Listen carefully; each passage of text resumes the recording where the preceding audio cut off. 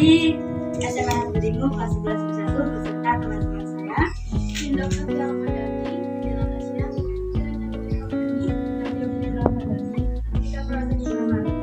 Saya mohon izin untuk melakukan presentasi atau sosialisasi mengenai contoh sederhana asam besar di kehidupan sehari-hari kita.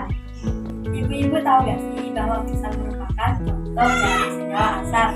Bahkan buah apel, jeruk, dan juga pisang merupakan contoh senyawa asam. Gak bisa dari semua bahan-bahan itu merupakan contoh dari senyawa asam. Karena ibu-ibu, semua bahan tersebut memiliki rasa yang asam. Asam merupakan ciri khas dari senyawa asam. Tetapi, apakah kita mengetahui rasa fiksal? Tidak kan? Jadi saya serahkan mengenai fiksal ini kepada teman-teman saya. Amannya, ketika dapat dikonsumsi dan jika dirasakan lidah akan terasa asam.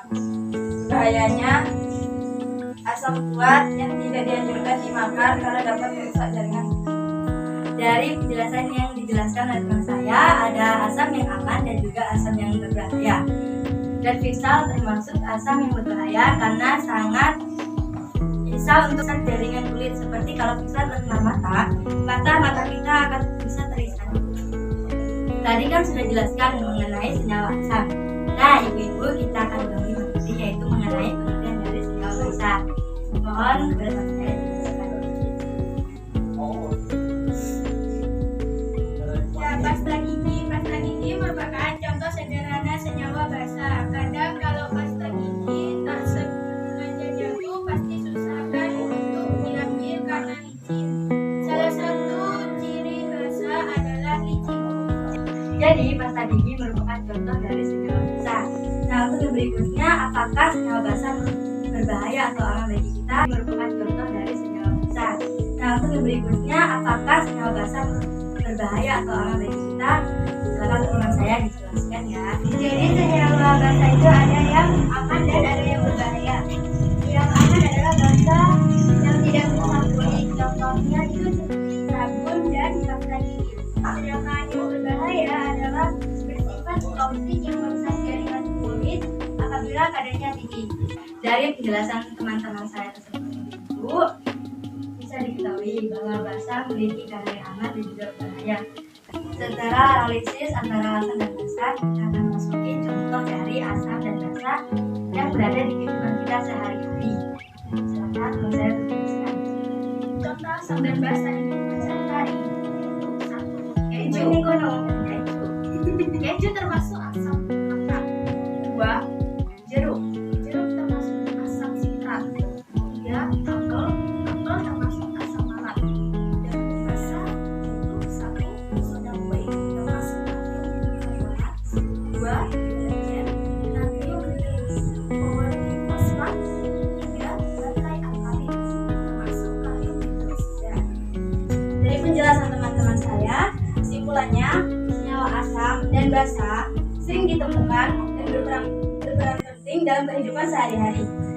Contoh bahan yang bersifat asam tadi yaitu pada buah-buahan, misalnya lemon, jeruk, dan untuk basa contohnya deterjen, alat untuk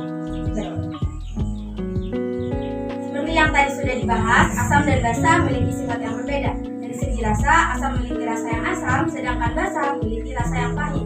Lalu dari segi pH, asam memiliki pH di bawah 7, sedangkan basa memiliki pH di atas 7. Dan jika suatu larutan memiliki pH, artinya larutan tersebut sifatnya netral. Baiklah, jika ada pertanyaan, mungkin dapat disampaikan. Itu dah. Jika tidak ada, saya akhiri sosialisasi ini. Kurang lebihnya kami mohon maaf. Terima kasih atas perhatiannya. Wassalamualaikum warahmatullahi wabarakatuh. Baik teman-teman, sebelum kita masuk ke pembahasan, saya ada pantun untuk mengawali sosialisasi hari ini. Nanti kalau saya ucapin pantunnya, kalian bilang cakep ya.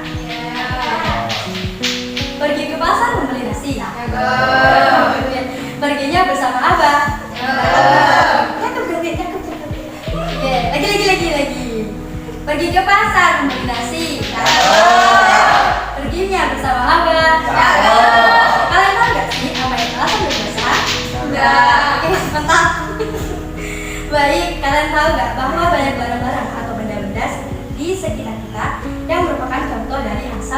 basah. Contohnya asam. Kalau kalian membersihkan kamar mandi, kadang kita menggunakan kayak pisau maupun bubur kan. Ternyata kedua bahan tersebut merupakan senyawa asam loh. Bahkan seperti buah apel, jeruk, dan tomat, bahan tadi juga merupakan contoh senyawa asam. Kok bisa? Oke, saya jelaskan. Asam itu rasanya masam dan ketiga bahan tadi memiliki rasa yang masam. Tapi Fiksal dan kawan-kawan, apakah rasanya juga masam?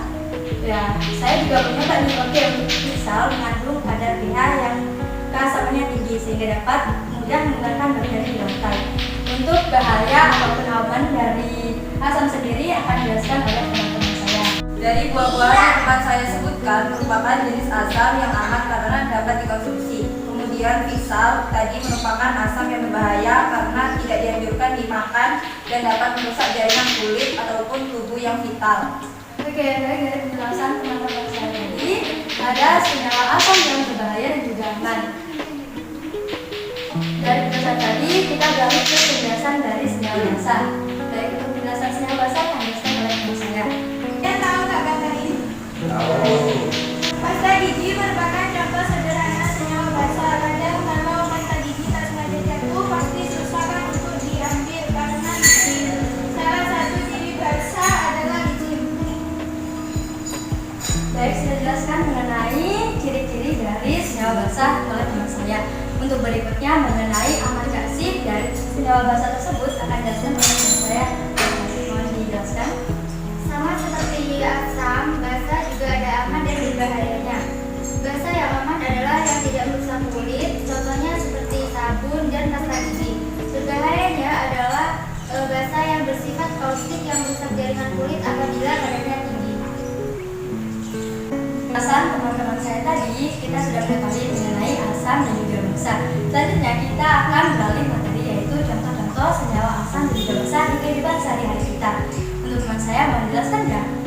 Contoh asam dan basah di kehidupan sehari-hari. Contoh asam. 1. Keju. Keju mengandung asam laktat. 2. Jeruk. Jeruk mengandung asam sitrat. 3. Apel. Apel mengandung asam malat. Contoh basah. 1. Soda kue mengandung natrium karbonat. 2. Deterjen mengandung natrium tripolifosfat. 3. Baterai alkalin mengandung kalium hidroksida. Kesimpulannya, senyawa asam dan basah sering ditemukan dan berperan penting dalam kehidupan sehari-hari. Contoh bahan yang bersifat asam tadi yaitu pada buah-buahan, misalnya lemon dan jeruk, dan untuk basah contohnya deterjen atau pasta gigi. Dan seperti yang tadi sudah dibahas, asam dan basah memiliki sifat yang berbeda-beda. Dari segi rasa, asam memiliki rasa yang asam, sedangkan basah memiliki rasa yang pahit. Lalu dari segi pH, asam memiliki pH di bawah 7, sedangkan basah memiliki pH di atas 7. Dan jika suatu larutan memiliki pH 7, artinya larutan tersebut sifatnya netral. Baiklah, jika ada pertanyaan dapat disampaikan. Jika tidak ada, saya akhiri sosialisasi ini. Kurang lebihnya kami mohon maaf. Terima kasih atas perhatiannya. Wassalamualaikum